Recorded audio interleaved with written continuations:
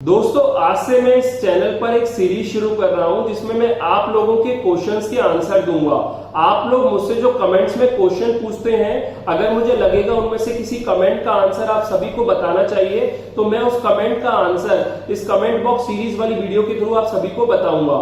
हाल ही में मुझसे अनमोल सिंह जी ने कमेंट में क्वेश्चन पूछा कि सर अगर रोज के 20 ऑर्डर हैं तो कितना कमा सकते हैं। तो मुझे लगा कि बाकी सेलर्स को भी शुरुआत में डाउट आता होगा कि अगर उनके रोज के 5 ऑर्डर हैं, 10 ऑर्डर हैं, 20 ऑर्डर हैं या फिर 50 ऑर्डर हैं तो वो कितना अर्न कर सकते हैं। तो अगर आपको भी जानना है इसका आंसर तो वीडियो को एंड तक जरूर देखिएगा। नमस्कार दोस्तों, मेरा नाम है हिमांशु, आप सबका स्वागत है मेरे यूट्यूब चैनल ई सेलिंग ज्ञान में। तो आइए वीडियो शुरू करते हैं। दोस्तों जब हम बोलते हैं कि हमारे डेली के एवरेज 20 ऑर्डर हैं तो सिर्फ 20 ऑर्डर बोलने से तो हम ये नहीं कह सकते कि आप कितना अर्न कर सकते हो, क्योंकि सबसे पहला जो पॉइंट आता है वो ये है कि पर ऑर्डर वैल्यू कितनी है उन 20 ऑर्डर्स की। यानी हो सकता है कि कोई सेलर 150, 200 और 250 की रेंज की आइटम सेल करता हो और कोई सेलर 800, 900 और 1000 रुपीस की रेंज की आइटम सेल करता हो, और हो सकता है कि कोई सेलर स्मार्टफोन्स और इलेक्ट्रॉनिक्स में डील करता हो और 5000, 7000 और 10,000 रुपीस की रेंज की आइटम सेल करता हो। तो जो सेलर एवरेज 200 रुपीस की आइटम सेल करता है और उसके डेली के एवरेज 20 ऑर्डर्स आते हैं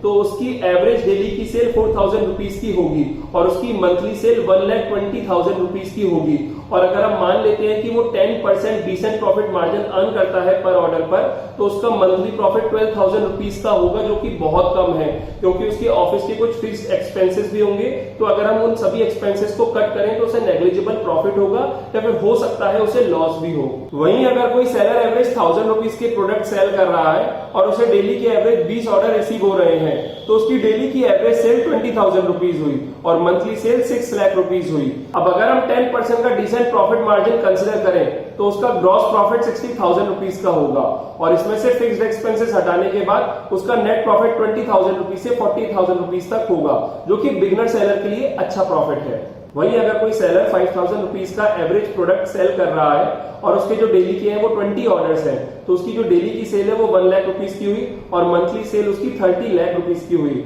अब अगर हम 10% के डिसेंट प्रॉफिट मार्जिन से कंसिडर करें तो उसका जो मंथली ग्रॉस प्रॉफिट है वो 3 लाख रुपीस का होगा और इसमें से अगर हम फिक्स्ड एक्सपेंसेस हटा दें तो उसका जो नेट प्रॉफिट है वो 1 लाख रुपीस से 2 लाख रुपीस तक होगा, जो कि बिगनर सेलर्स के लिए काफी अच्छा प्रॉफिट है। तो कहने का मतलब ये है फ्रेंड्स कि सिर्फ 20 ऑर्डर बोलने से हम ये नहीं कह सकते कि कितना कमा सकते हैं, क्योंकि 20 ऑर्डर से किसी को लॉस हो रहा है तो किसी को ठीक ठाक प्रॉफिट हो रहा है और किसी को अच्छा प्रॉफिट हो रहा है। हमें ऑर्डर की क्वांटिटी के साथ साथ एवरेज ऑर्डर की वैल्यू को भी कंसिडर करना पड़ेगा अर्निंग का आइडिया लेने के लिए। और एक बात और फ्रेंड्स, जो मैंने अभी आपको 20 ऑर्डर्स की कैलकुलेशन करके बताई थी उसमें आप एक बात और मान लीजिए कि आपके 20 ऑर्डर वो ऑर्डर हैं जो कि कस्टमर को डिलीवर्ड हो रहे हैं। यानी ये आइडियल कंडीशन की बात करें तो 20 ऑर्डर हैं, लेकिन अगर प्रैक्टिकली बात करें तो 25 ऑर्डर्स आप मानकर चलिएगा, क्योंकि जब आप 25 ऑर्डर्स मानेंगे तो उसमें 3-4 रिटर्न भी होंगे, तो उसके बाद आपके जो नेट ऑर्डर्स होंगे वो 20 ऑर्डर्स होंगे। तो जब आपके 20 ऑर्डर्स आ रहे हैं तो वो इफेक्टिव 15-16 ऑर्डर्स ही हैं, और अगर आपके 25 ऑर्डर्स आ रहे हैं तब आपके इफेक्टिव वो 20-21 ऑर्डर्स हैं, क्योंकि किसी भी सेलर को 20 से 30% तक का रिटर्न आ सकता है। तो अगर आप 200 से 500 रुपए तक के प्रोडक्ट ऑनलाइन सेल करते हो